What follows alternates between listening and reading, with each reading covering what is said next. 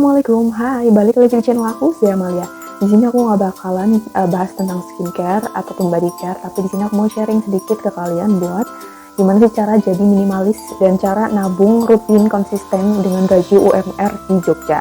Jadi ini cocok banget, video ini cocok banget buat kalian yang pengen merantau ke Jogja, atau kalian yang udah lama tinggal di Jogja, udah bekerja, tapi kalian masih susah banget buat nabung rutin dan konsisten. Tonton terus videonya.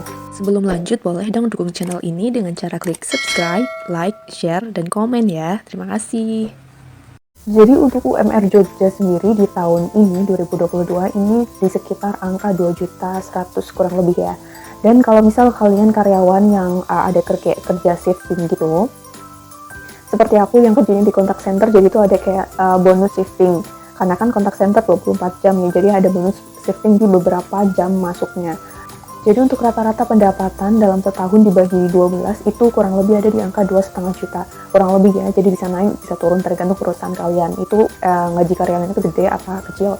Nah, dengan pendapatan segitu atau pendapatan UMR Jogja lah ya bisa dibilang, gimana caranya biar kita bisa konsisten nabung setiap bulan tanpa diutak-atik, tanpa kita pakai-pakai, itu gimana caranya?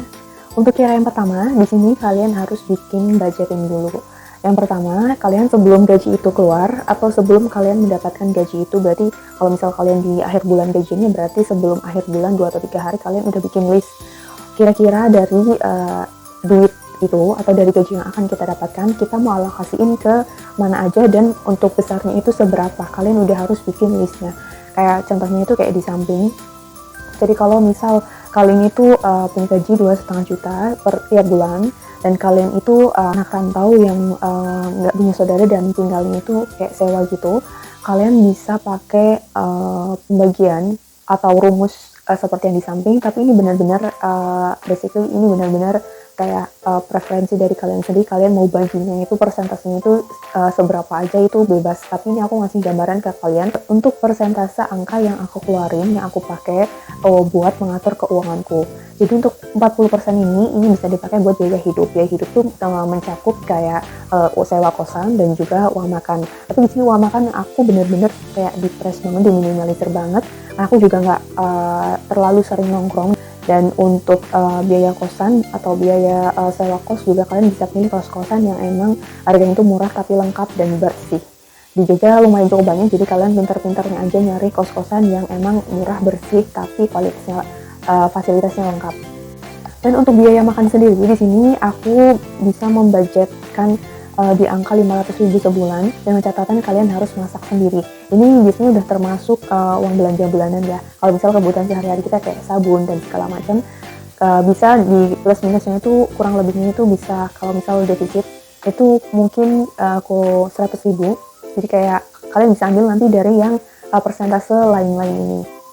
Kalau misal di dalam bulan itu pengeluaran kalian kayak lebih banyak lagi dan 40% ini nggak cukup, kalian bisa pakai persentase atau bisa pakai alokasi dana yang dari yang lain-lain 10%.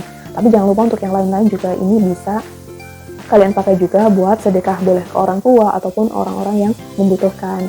Dan untuk yang selanjutnya 30% ini kalian bisa pakai buat dana darurat. Jadi dana darurat itu dipakai, kita nggak tahu ya, kita nggak tahu kalau misal sewaktu-waktu ini nauzubillah min dzalik, kalau misal sewaktu-waktu kita ada kecelakaan atau ada hal sesuatu yang mendesak kayak handphone rusak ataupun yang lainnya, itu kita bisa pakai dari dana darurat. Dan untuk cara ngitung dana darurat itu ada macam-macam, dan yang aku pakai ini adalah jumlah pengeluaran dalam sebulan. Pengeluaran kita itu bisa diambil yang dari 40% tadi ya, 1 juta misal, itu dikali 6. Jadi kalau misalnya pengeluaranku dalam sebulan kurang lebih 1 juta dikali 6, berarti dana daruratku dalam setahun harus terkumpul 6 juta. Jadi kalian bisa benar-benar kayak mengedepankan dana darurat dulu sebelum investasi. Dan jika dana darurat itu udah terkumpul, nilai atau alokasi dari dana darurat sebesar 30% bisa kalian tambahin ke nilai investasinya. Dan untuk investasi sendiri di sini aku pakai yang 20%, tapi kadang kalau misal dana darurat ini aku belum terkumpul, aku biasanya, dan aku banyak banget pengeluaran, biasanya aku kayak plus minus sedikit gitu lah ya, kayak nutupin sedikit. Kalau misal aku lagi butuh skincare nih benar-benar mendesak, aku banyak jerawatnya ataupun yang lainnya, biasanya nanti aku ngambil juga dari yang persentase investasi kalau misal yang lain-lain itu dia kurang atau nggak cukup. Untuk investasi sendiri kalian bisa pilih ada banyak macamnya, dan yang paling gampang adalah investasi emas. Kalian bisa beli emas, baik itu perhiasan atau emas batang, terserah kalian aja.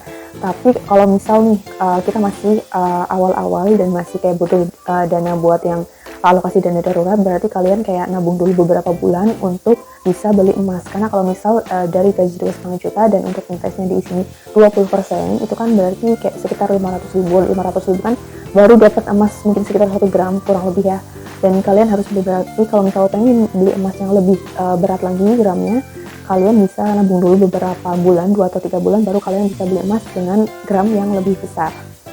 Dan sebenarnya yang lebih penting dari alokasi dana atau rumus dari alokasi dana pendapatan kita itu adalah, yang paling penting ini adalah kita punya mindset, kita punya komitmen bahwa kita harus nabung, harus saving more. Kalau misalnya kita pendapatannya udah naik juga, kita tetap harus more saving more, harus nabungnya yang lebih tinggi, bukan biaya hidup atau gaya hidup kita yang malah lebih tinggi. Jadi itu penting banget. Dan kita juga harus mikir, harus punya mindset bahwa kalau misalnya kita pengen beli barang, sesuatu barang, kita harus memikirkan dari nilai barang itu. Kenapa sih, kenapa kita beli barang itu, bukan barang apa yang pengen aku beli, tapi kenapa aku beli barang itu, bukan what, tapi why. Jadi kalau misalnya kita memang benar-benar punya alasan yang kuat untuk membeli barang itu, otomatis itu bakalan jauh lebih bernilai. Kita juga kayak benar-benar ngejaga barang itu, karena kan kita mengeluarkan uang kita untuk membeli barang itu, jadi kita kayak merasa memiliki dan harus menjaganya juga.